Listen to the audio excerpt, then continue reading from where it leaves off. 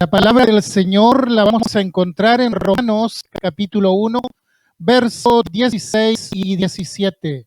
Romanos 1, 16 al 17. Quiero compartir con ustedes algunos temas referente a la importancia del Evangelio y la importancia de la difusión del Evangelio.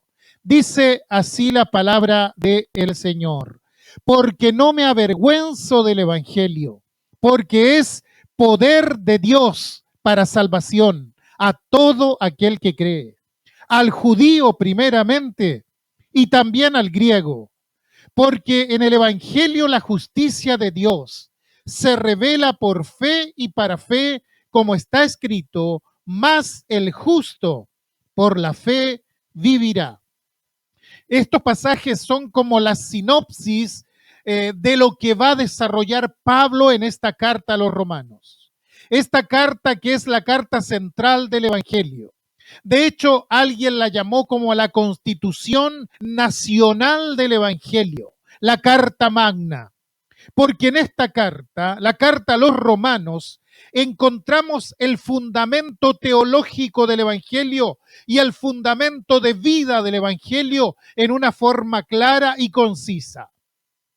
Y Pablo, que es el autor ciertamente, que se dispone a escribir este tratado teológico, explica de un modo racional el Evangelio de Cristo y comienza con una salvedad que pareciera ser que está de más.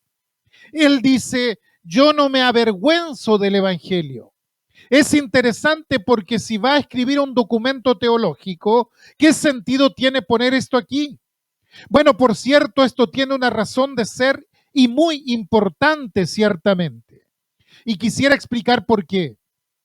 El ser humano en su andar diario le preocupa mucho lo que dicen los demás, el qué dirán. Les inquieta la crítica, la mirada ajena.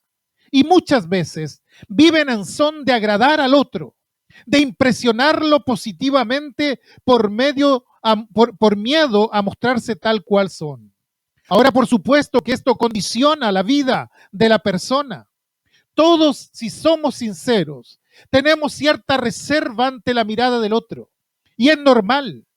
Sin embargo, cuando esto se transforma en algo patológico, en algo enfermizo, porque vivo pensando en el qué dirán y qué puedo hacer para agradar a la otra persona y tengo miedo de hacer el ridículo, bueno, todo eso se transforma en una debilitante muy significativa. Sartre solía decir: el infierno son los otros. Y muchas veces la otra persona se puede transformar en el infierno cuando carecemos de nuestros propios criterios y nuestras propias convicciones, de saber enfrentarnos con aquel que piensa distinto. Muchos se ven limitados con estas cosas, pero si somos honestos, nadie puede agradar a todo el mundo. Por lo tanto, está de más tratar de agradar a todo el mundo. Es demandante y es desgastante intentar vivir de acuerdo a lo que el otro dice o pauta o comenta. En otras palabras, no debemos tener miedo de la mirada ajena. Ahora bien, Pablo comienza la carta y frente a todas las opiniones contrarias de su tiempo, que veremos más adelante, él dice: yo no me avergüenzo del Evangelio de Cristo. Aunque otro piense distinto y eventualmente quiera ridiculizarme, mi vida no va a ser determinada por lo que piensa o diga la otra persona. Es decir, él no tomaba como referencia el ojo del prójimo. Era un hombre de convicciones, de firmes convicciones. Se mantuvo firme frente a las opiniones negativas y divergentes, y sobre esa base él va a presentar su ponencia teológica sobre qué es el Evangelio, qué es la buena noticia de Dios para nosotros. Porque hay gente que lo está mirando y lo está criticando por causa del Evangelio y trata de avergonzarlo, de cohibirlo eventualmente. Por eso él planta la bandera al comienzo de su carta diciendo: señores, antes de empezar a explicar racionalmente lo que es el Evangelio, quiero decirles que yo no me avergüenzo del Evangelio porque es poder de Dios. Cuando uno estudia la vida de Pablo, puede notar cosas bien interesantes. Por ejemplo, que tenía prácticamente tres ciudadanías. En primer lugar, la romana. Es decir, él era romano de acuerdo a la ley imperante. Por tanto, gozaba de todas las prerrogativas de un ciudadano romano. Y como conocía bien el imperio, en esta carta a la iglesia en Roma, él va a utilizar varios términos militares que usaban los romanos para explicar el evangelio de Cristo. Ahora, él no era ciudadano romano porque hubiera comprado su ciudadanía. Lo era por herencia, por familia. Alguien de su familia anterior seguramente prestó un gran servicio al imperio romano, por lo cual el imperio le dio la ciudadanía y Pablo, viniendo de esa descendencia, recibe esa ciudadanía por nacimiento. Quiere decir que tenía estirpe romana. En segundo lugar, había sido educado en la ciudad de Tarso de Sicilia, una ciudad griega de alto valor académico.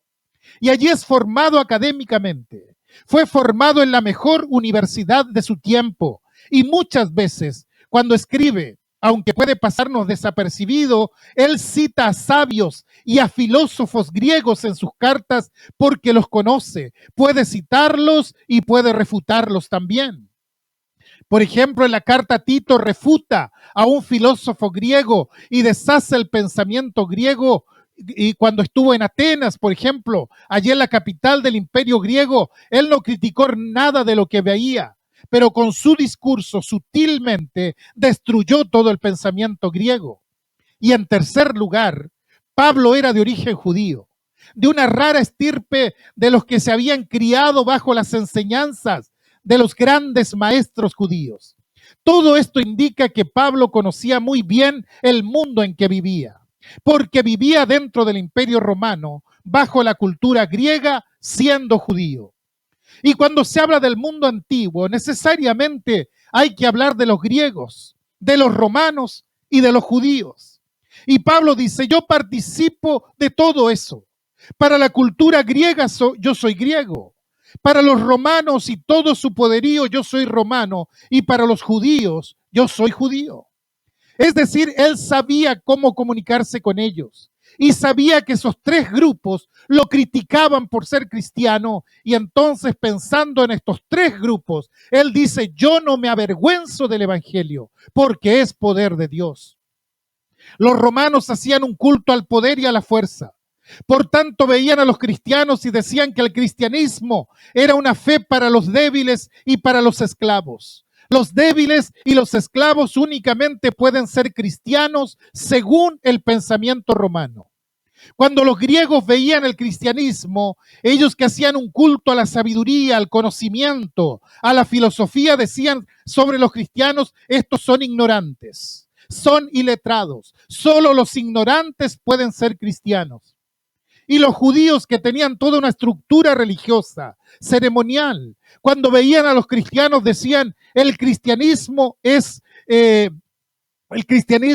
los herejes, de los que no tienen salvación. Piensen entonces en el apóstol Pablo. Todas estas cosas se volcaban sobre él. Se decía de él que era un débil de carácter, porque en vez de ganarse la salvación por sus propios méritos, decía que la salvación venía por la fe en Cristo Jesús. Según los griegos, Pablo era un ignorante. Y para los judíos, Pablo era un hereje, un loco que creía en un Dios que había sido crucificado. Es decir, que Pablo enfrenta a los tres grandes grupos a los que pertenece. Está siendo observado por los tres y lo están criticando.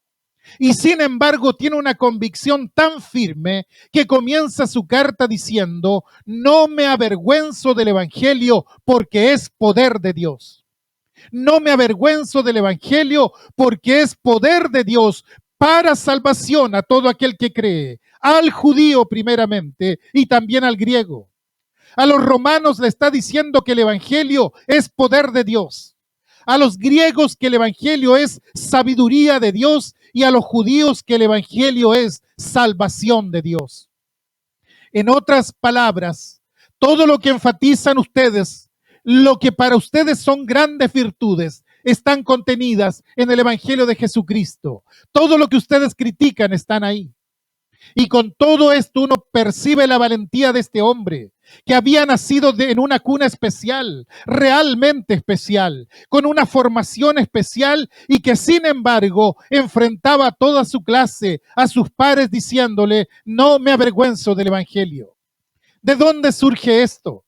Primero, porque Pablo comprendía el Evangelio. Y déjenme decirles que mucha gente habla del Evangelio, pero no sabe qué es el Evangelio. Pablo conocía bien lo que es el Evangelio. Y segundo, por la experiencia personal que él había vivido con Cristo. Esto indica que en su carta a los romanos va a desarrollar sobre un bagaje intelectual, razonando sobre lo que es el Evangelio, pero también mostrando la eficacia del Evangelio con su propia vida. No solo parte de la teoría de las palabras, sino también con todo lo que él había experimentado. Recordamos el evento del camino a Damasco. Él iba a perseguir a los cristianos. Se sentía orgulloso de su ciudadanía romana. Se sentía orgulloso de su intelectualidad griega y orgulloso de su compromiso judío. Entonces él iba a perseguir a los cristianos. Y es ahí cuando se le aparece al Señor y es confrontado con la realidad de Cristo, del Cristo resucitado. Se le cae todo su andamiaje intelectual y religioso. ¿Por qué? Porque el Evangelio es, en primer lugar, es poder de Dios y ataca y destruye todos los ídolos que han sido erigidos en el corazón del hombre. Ese Saulo de Tarso que cae en el camino frente a la evidencia del Cristo resucitado, que está hablando con él y le pregunta por qué lo persigue, es el hombre que está absolutamente desnudo frente a esto. Y se da cuenta que todo lo que vivió y todo lo que sostuvo durante toda su vida no le sirvió absolutamente de nada, que se había equivocado. Todo lo que él había hecho hasta ese momento respondía a una estructura de pensamiento que había elaborado a través del tiempo y tenía una estructura de pensamiento griego y judío que había elaborado en el transcurso de su vida. Y toda su vida dependía de esas estructuras. Eran las que gobernaban su existencia. Pero cuando llega Jesucristo, el poder de Dios, la dinamita de Dios, llega a su vida, destruye toda esa estructura de pensamiento que él tenía. Esa es la primera parte del poder del Evangelio. Destruir todos aquellos andamiajes que hemos armado y que nos alejan de Dios. El Evangelio destruye todo aquello y una vez destruido, genera una nueva vida, una transformación. Un nuevo hombre comienza a ser formado y ese nuevo hombre deja atrás el pasado. Las cosas viejas pasaron y comienza una nueva vida. El poder de Dios destruye todo lo que era mi pasado y me da una nueva vida en Cristo Jesús.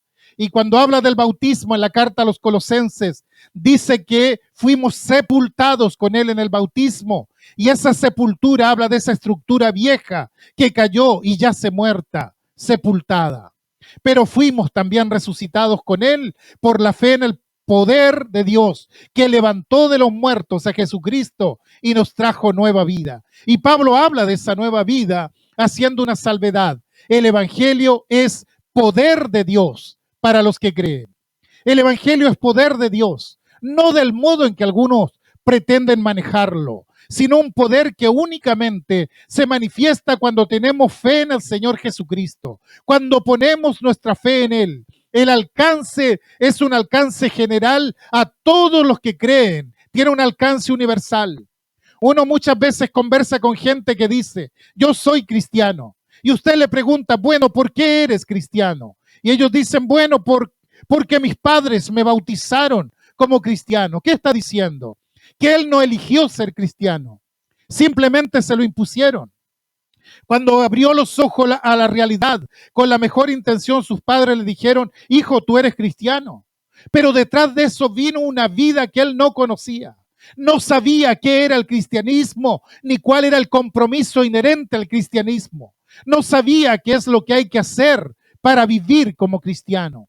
Entonces esa persona es cristiana por la tradición familiar, por el folclore cristiano, pero no por convicción cristiana.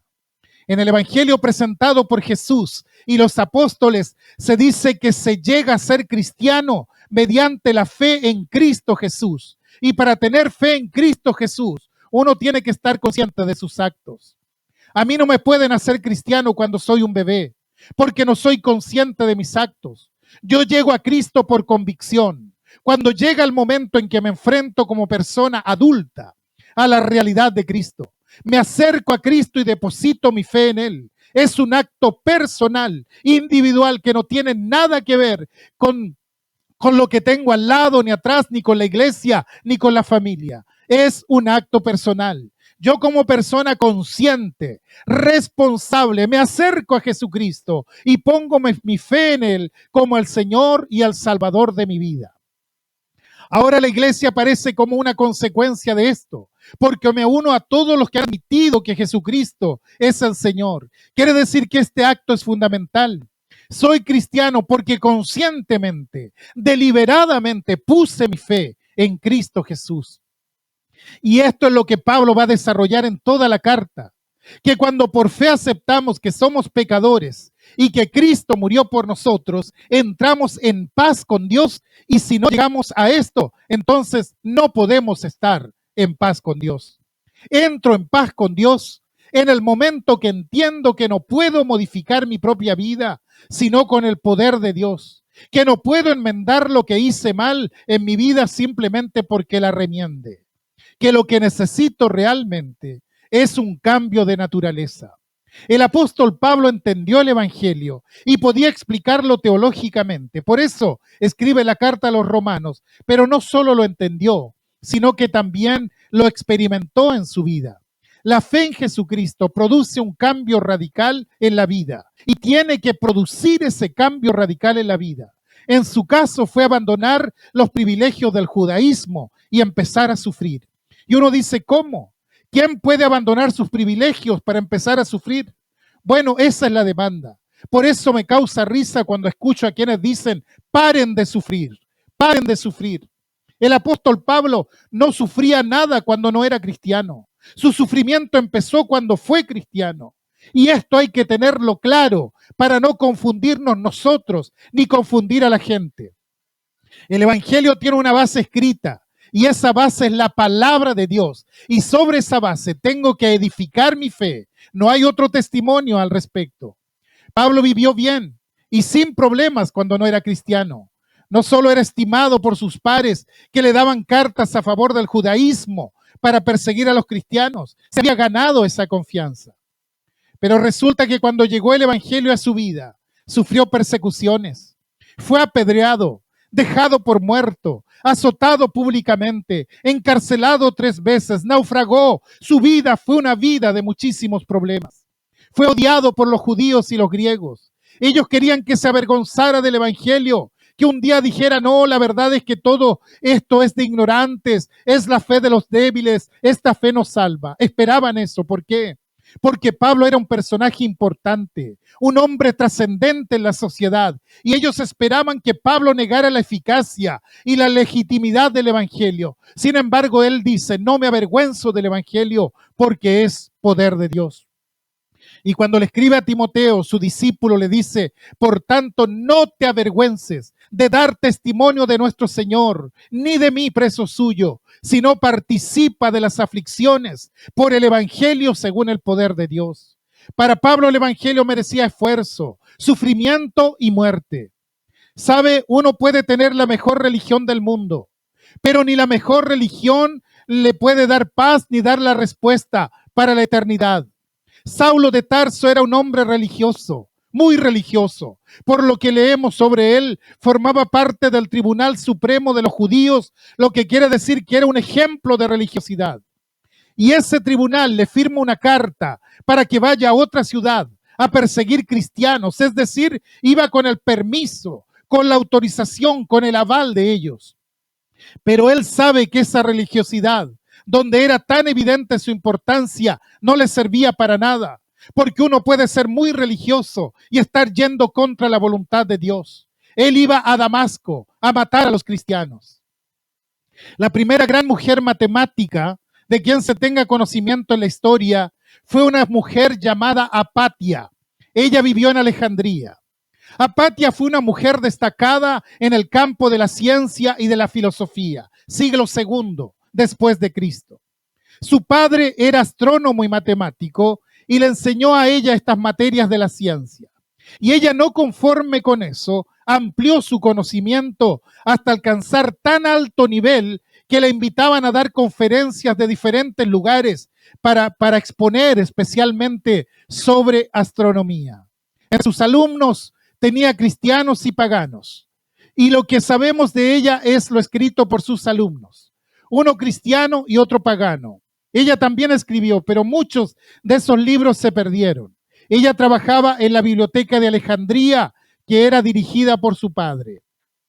El caso es que nunca ella se convirtió al cristianismo porque veía el fanatismo de los cristianos y porque los cristianos nunca supieron explicarle el evangelio como debían.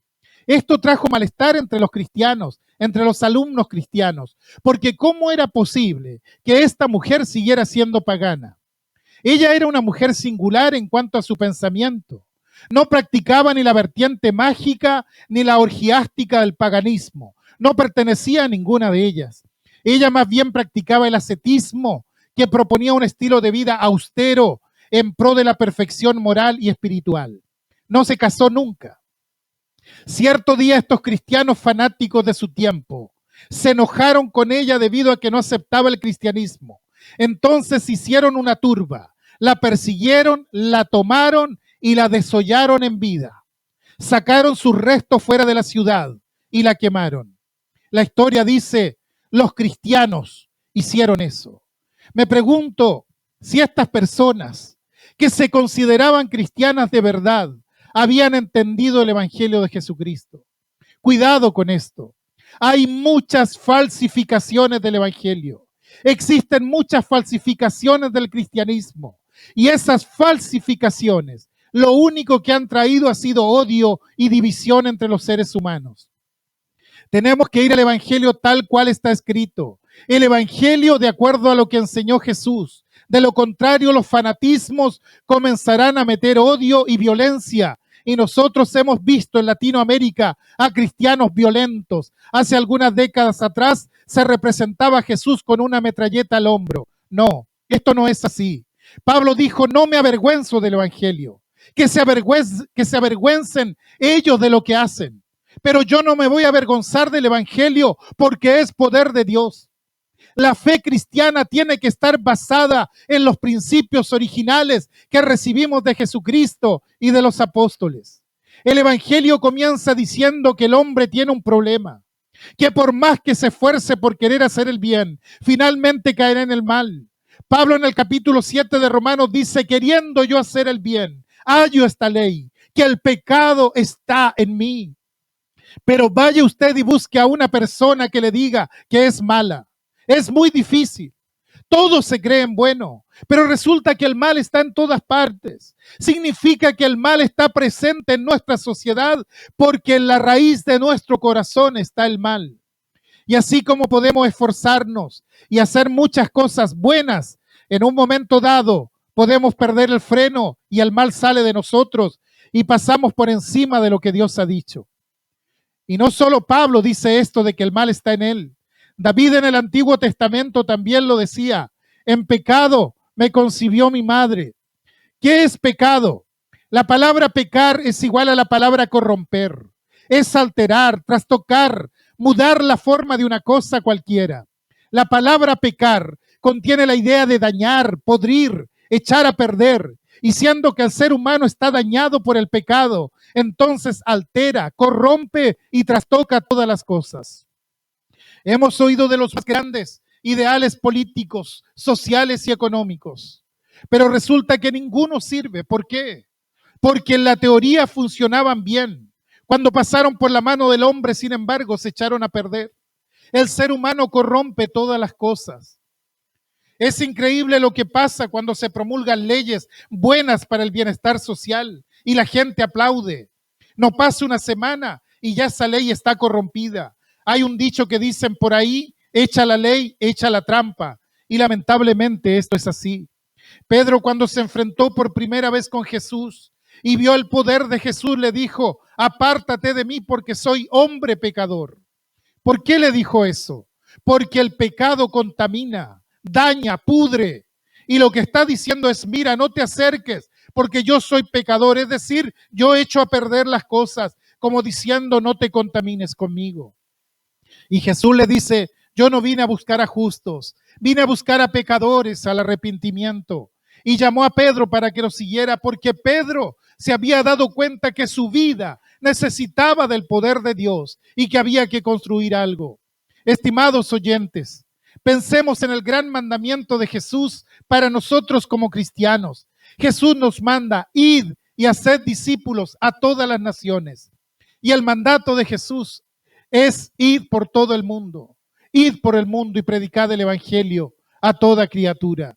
El mandato de Jesús, estimados, es que se predique en su nombre el arrepentimiento y el perdón de pecado a todas las naciones. El mandato de Jesús es, me seréis testigos en Jerusalén, Judea, Samaria y hasta lo último de la tierra. El mandato de Jesús es, como el Padre me envió a mí, así yo los envío a ustedes. Pase por los 4 evangelios y por el libro de Hechos. Cuando usted suma todo esto que acabo de decir, ¿cuál es la misión que nos queda? Predicar el evangelio, llevar a la gente a Cristo, hablar de Jesucristo, buscar que la persona pueda entender su necesidad espiritual. El problema más grande que tiene nuestra sociedad no es un problema ni social, ni económico, ni político. El problema más grande es el problema moral y espiritual. Todo el tiempo buscamos soluciones a partir de teorías políticas, económicas y sociales, pero hasta que no se revierta la realidad de que el ser humano pudre todas las cosas, no se podrá salir de allí. Entonces, ¿cómo se cambia el corazón del hombre? Por el mensaje que trajo Jesucristo, por el mensaje del Evangelio. ¿Y quién puede predicar el mensaje del Evangelio? ¿Los ministros de Estado? ¿Los animadores de la televisión? ¿Quién va a predicar el mensaje de Cristo? ¿Los círculos empresariales? ¿Los sindicatos? No. La iglesia de Cristo es la única que puede abocarse a esa tarea. Los demás pueden hacer muchas otras tareas que nosotros no podemos hacer, pero el centro de la iglesia es hablarle a las personas de Cristo, es llevarlas a Cristo, es mostrarles la necesidad espiritual que tienen de Cristo, que reviertan esto en sus vidas, en primer lugar, relacionándose con Dios. Esta es la meta que tenemos. Olvidemos las demás cosas. El tiempo urge. Necesitamos un cambio desde adentro, no desde afuera. Y este cambio solo lo puede hacer Dios. Por tanto, frente a todas las cosas que vemos en el mundo, este tiempo más que nunca debe ser un tiempo de evangelización, un tiempo de llevar a la gente a los pies de Cristo. Y para ello tenemos que repetir lo que dijo Pablo. No me avergüenzo del evangelio, porque es poder de Dios para salvación a todo aquel que cree. Sobre esta base de que no tenemos que tener vergüenza de hablar, ni de la crítica, ni de la mirada, ni de lo que diga la gente. Trabajemos para que muchos, este tiempo especialmente, lleguen a conocer a Cristo como su único Señor y Salvador personal.